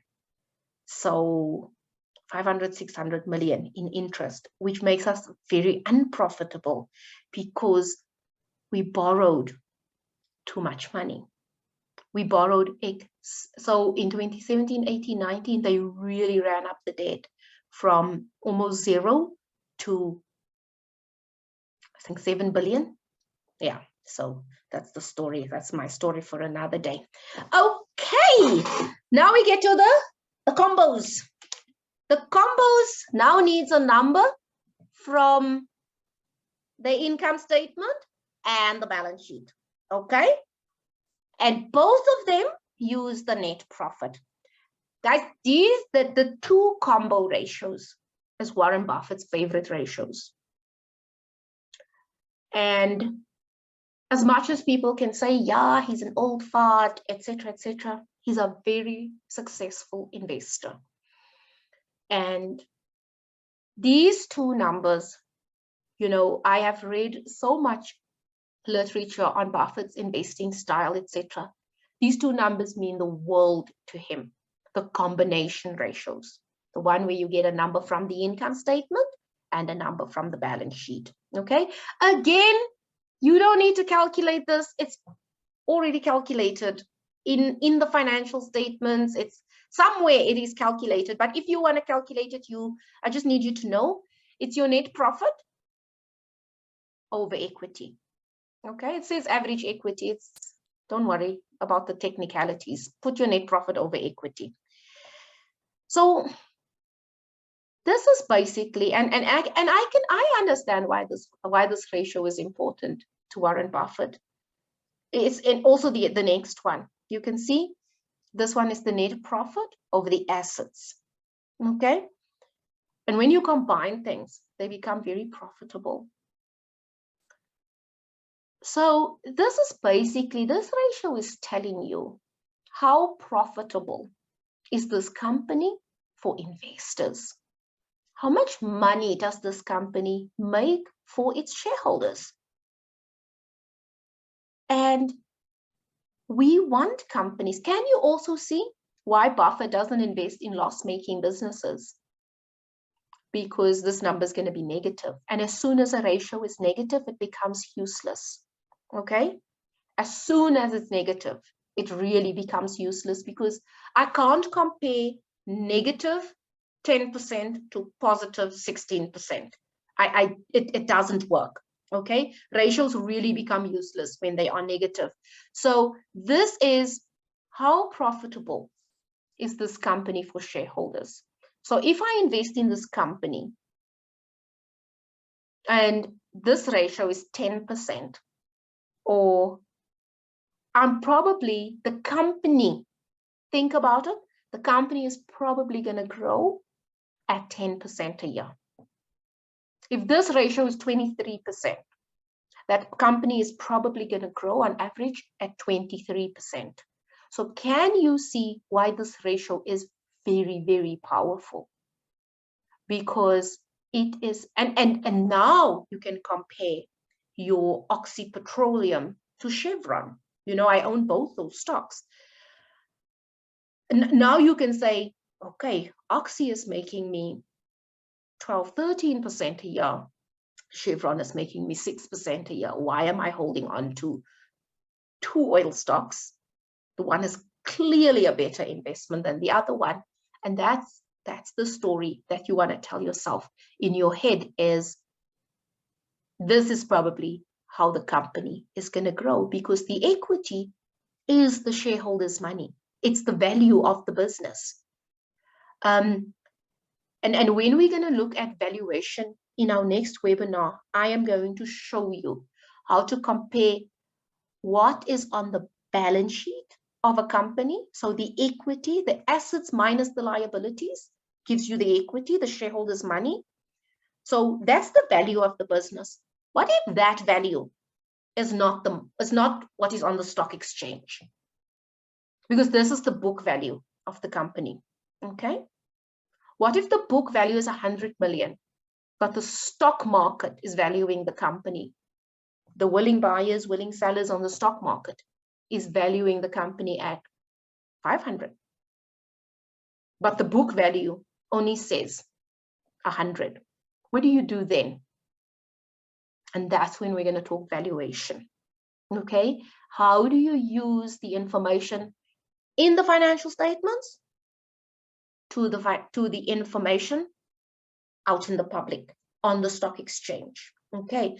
Because only once you have the capacity to bring them together does it tell you a full story. The last ratio that I want to look at today is called the return on assets, the ROA. Okay. And that is how well is a company abusing its assets, like using its assets. And it's really, what did I write here? How well are they sweating the assets of the business? You need a company to work the assets hard. Okay. Remember when I was on the earlier slide where I said, you know, you borrow money in order to invest in assets that's going to make you income. This is that ratio. This is what is the profit over the assets. A company that's working its assets really hard is going to be more profitable than a company that's not sweating their assets really well. So we want a company that creates high profits with effective asset management. Okay, you can't just go and buy expensive things and it's not making us money. That's what this ratio is telling us, is, are you wasting? Are you investing in assets that isn't producing? You know, it's not increasing. Because if this number goes up and that number goes down, this is going to be a dismal number. So Buffett puts these two ratios together, and he is, how profitable is the business? How, you know, like, what he does is, and I must find the book. I actually have the, not an ebook, it's actually a PDF. I'll also throw it in the folder when I find it. You know, a company that he looks at it like this is almost like a lot of information that we have, and this is how the book explains it, a lot of information that is available to investors is lagging. It means it is backward looking. And we all know what they say is past performance is not a guarantee of future performance, okay? And that's the real critique of most ratios. And somehow Buffett spins this ratio and uses it to predict the future. I'm going to find the literature for you guys. You know, he converts a lagging indicator, a lagging ratio, something that is backward looking, to predict what's going to happen in the future. So and I understand why these ratios are actually very powerful. Okay, I'm not going to touch on these, but it's very easy. The earnings per share is the net profit over the number of shares. That's just the profit per share, and it's in the financial statements. A lot of companies put it at the bottom of the income statement. Some don't. They put it in a note. And then these two are valuation ratios. We're going to touch on them next time because you have to. I have 4 ratios, okay, that I use for valuation purposes. You don't need to know how to calculate them. You just need to know what they mean. It's the price to sales, price to earnings, the price to book, and then cash flow, price to cash flow, okay? And if you understand financial statements and what we've covered, you know, over the past 2 hours, if you understand, this one is actually, I actually put it here. Let me just throw it up on the screen for those that, this is a very, very, like a cheat sheet, and everything is on one place. You know, if you understand financials and you just keep reading them, you don't overcomplicate them. Like I said, on the income statement, you need 2 numbers. It is the gross profit, net profit, and you throw them over revenue. Then you can compare 2 companies. You can compare a company year on year. On the balance sheet, you know, if you want to look at the quick ratio, you can. But honestly, for me, I normally just do these 2. I know some people love to because they don't want companies that's going to run into cash problems. Then they look at the quick one. But current assets over current liabilities, I just need it to be more than 1. Borrowings, I just need my company to get more money from me than from the banks. Return on assets and return on equity, that's basically telling you how profitable is this business, how well are they doing for shareholders, how hard are they working the assets, are they doing effective asset management.